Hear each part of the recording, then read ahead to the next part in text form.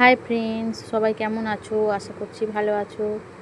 তো একটা নতুন মিনি ব্লগ নিয়ে আমি চলে এলাম। এই প্রথম আমি ব্লগ করছি, সবাই একটু জানিও কেমন হয়েছে। তো আমি মামার বাড়ি যাচ্ছিলাম মেলাতে, তারই একটি মিনি ব্লগ তোমাদের সাথে শেয়ার করব। দেখো, যেতে যেতে একটা ভিডিও বানিয়ে নিয়েছিলাম বাইকে যেতে যেতে। তখন নতুন একটা গান উঠেছিল, ট্রেন্ডিং গান। যেতে যেতে একটা ভিডিও বানিয়ে নিয়েছিলাম। তারপরে দেখো, মামার বাড়ি পৌঁছে গিয়ে ঠাকুর যাচ্ছে, কত সুন্দর সুন্দর ঠাকুর, অনেক ঠাকুর যাচ্ছে। তারপরে ঠাকুরের সব চলন যাওয়ার পরে গণ্ডি হচ্ছে। অনেক মানুষ, এখানে অনেক মানুষ গণ্ডি দেয়, অনেকের মনস্কামনা পূর্ণ হওয়ার জন্য অনেক মানুষ এখানে গণ্ডি দেয়। গণ্ডি দেওয়ার পরে ধুনো পোড়ানো হয়, তোমাদের সাথে সব শেয়ার করব, একটু দেখে জানিও কেমন হয়েছে।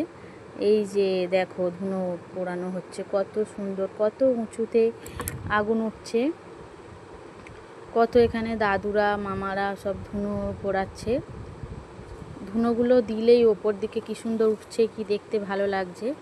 ওই দেখো কত সুন্দর সুন্দর লাগছে। অনেকেই ভিডিও করছে, কি ভালো লাগছে দেখতে। গণ্ডি দিলেই ধুনো পোড়ায়, গণ্ডি দেওয়ার পরেই ধুনো পোড়ানো হচ্ছে। তারপরে দেখো, সন্ধেবেলায় মন্দিরেরটা আমি ভিডিও করেছিলাম।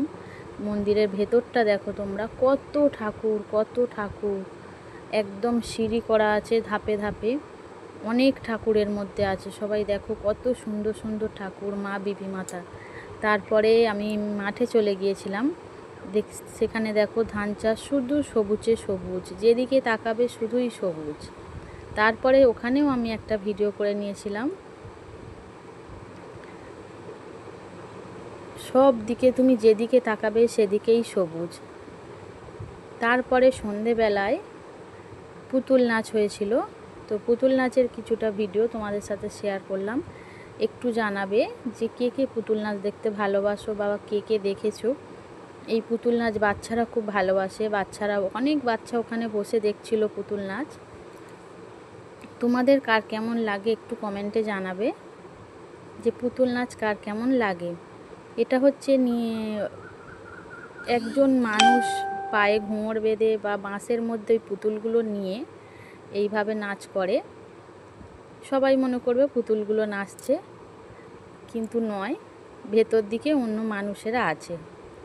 তারপরেই দেখো, রাত্রের দিকে মেলায় এসেছিলাম, সেখানে বাজি ফাটানো হচ্ছে। এই যে